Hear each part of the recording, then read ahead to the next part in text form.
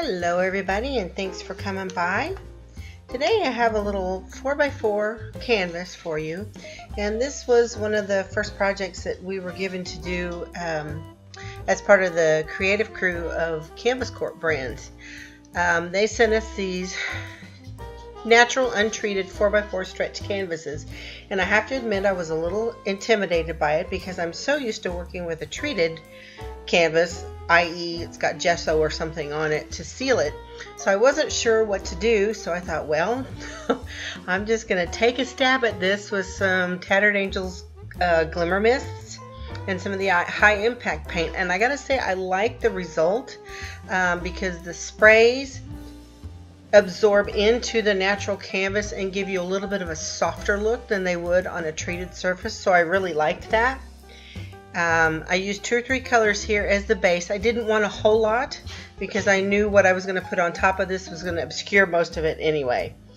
So just wanted a little color as a base, and then I came in with, this is a Kaisercraft doily stencil and some of the pink high impact paint. This is also a Tattered Angels product. I really like these paints. They're a little bit different than like a traditional, like the little 2-ounce craft bottle paints, in that they have a little more luminescence to them and they're a little bit more translucent, which I like. So I wanted just a little bit of pink here on top of my green, so that's all I'm doing. And I'm also sure to go around the sides because I don't want to leave those edges untreated, because this won't go in a frame or anything like that. This is just a standalone piece by itself. So you can see me going around the edges there.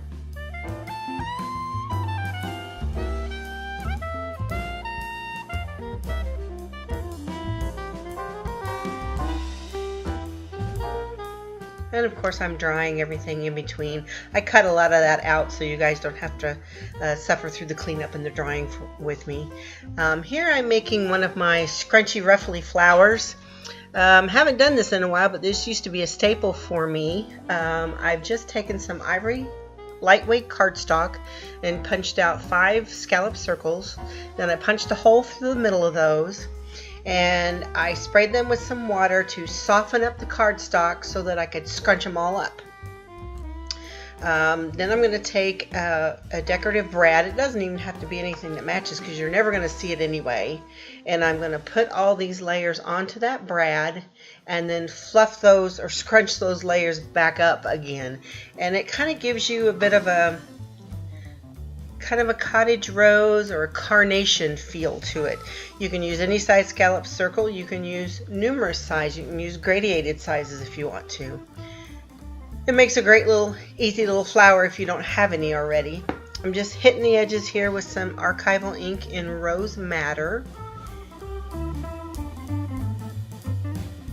which very much emphasizes then the carnation feel to it when you get that edging on it. And I use the archival ink again because it's waterproof and it'll stay put in case I do anything else to it. Here are these are just little paper flowers, and they're just in an ivory color, and I love to keep these around because then I can color them and make them be whatever I want them to be. So I'm using a couple different Tattered Angels sprays here, and you notice I just dripped it into the middle, and then I was going to do the same thing around the edge. I'm like, heck, it's just faster if I spray it, even though it uses a lot of excess spray. And then adding a little bit of yellow in the center too, just to give some depth of color and variation of color, so it's just not just one single flat color. And then I went and I cut all the stems off of these flowers once I got them a little bit dry. And then I'm taking what is actually a paper bead rolling tool, and I'm rolling the wires that I cut off. This is something you've seen me do before, and then I will use this as like flower vines, tendrils, whatever, as part of my composition when I get it all glued together. And it uses what would normally have just been waste that you would have thrown away.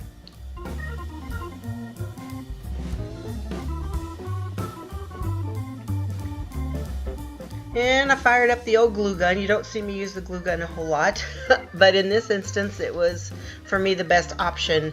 I have this chipboard, cardboard, whatever, cut out that I think is Kaisercraft. I'll have to double check that.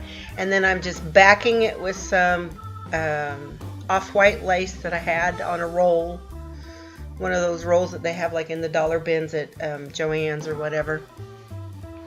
And then I'm going to spray that whole little composition with a little bit of gold glimmer mist just to give it a little bit of a shimmer.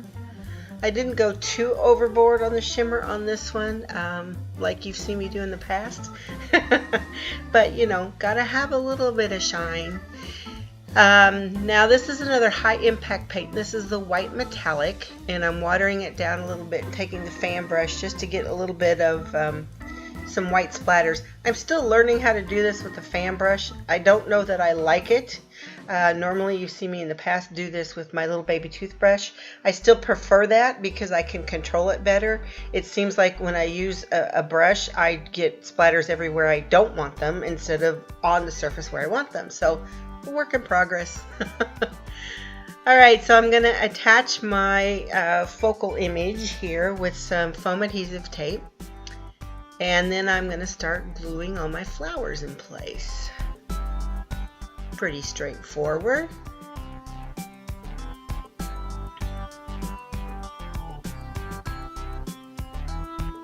I could have actually attached these with some super heavy gloss gel or something like that, but I decided I would go the quicker route and use hot glue.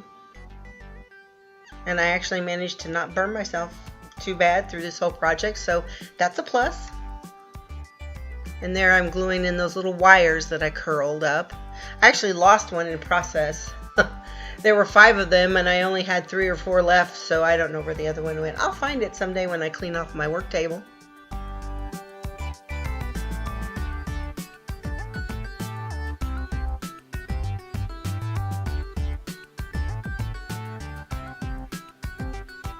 Alright, now this is my quote that or my words that I'm going to put on here, and it's one of those epoxy stickers. And it's the Paper Studio, the Recollections, no, is that right? It's at Michael's, Paper Studio, I think. And it says, life is fragile, handle it with prayer, something to that effect. I'm not sure how well this is going to stay stuck to the canvas, to be honest with you. I may go back and pull it up and put some glossy accents under it to make sure that it sticks really well.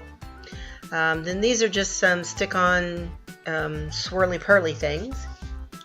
Just thought maybe I need just a little bit more glamour and bling coming out from that lace, and you know, I had them, so I'm gonna use them. And I will put links below to all the products that I use. And again, this was a project that I did for Canvas Corp Brands. And if you're not familiar with them, they have Canvas Home Basics, Tattered Angels, I'm drawing a blank. Oh, 7 Gypsies, Bruce Monroe, some Ken Oliver items. So there's all kinds of great stuff under that umbrella of Canvas Corp Brands. Okay, had to pull out the glass bead gel. You guys know how I love that stuff. So we can add some dewdrops to all of the flowers, and I even put some on the chipboard piece itself to kind of tie it all together with the dewdrop glass beads. And that's pretty much it for this project. After having such a hard time getting started on this, I'm pretty pleased with how it came out, and I would highly recommend the raw canvas. It's a nice alternative when you're having been used to working with the gessoed canvases all the time. I like it, and I would definitely use it again. So that was a good learning experience. So I hope you all have a wonderful day. I really appreciate you coming by, and I will see you next time. Bye, guys.